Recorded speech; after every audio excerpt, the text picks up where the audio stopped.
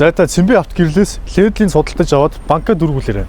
Гэдэг болгоо байхгүй. Яг тэгээд ледлийн заваад машинуудын банкыг дүүргээд бол одоо Улаанбаатар ихэнх машин ледлийн эзэнтэй банк дүүрэн болчихвол үү те. За ягаад ледлийн эзэг ингээ онцлоод байгаа вэ гэхээр за манайх ледлийн эзнүүдээ бүгдэн дээр нь хямрал зарлаад ердөө 570 мянга 600 мянга гэсэн юм үнийн сонголтуудтай болсон байгаа. За одоо тусгалын харыг гэвэл за одоо энэ нь бол баг зэрэг гэрэлтүүлэхтэй харанхуй газар. За ойрын гэрэл дээр за ингэж харуул. За ингээ хол дээрээ тохиолж идэв.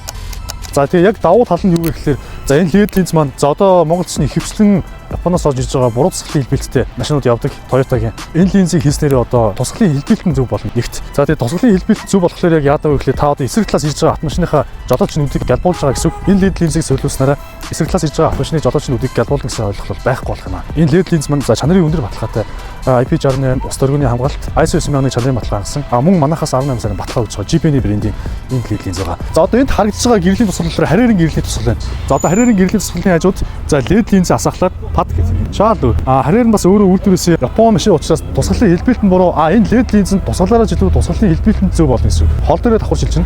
Пад. За та ийм зөв тусгалтай LED линзтэй болохыг хүсвэл за цэмбэ авт гэрэлд хандаад ийм линзтэй болоорой.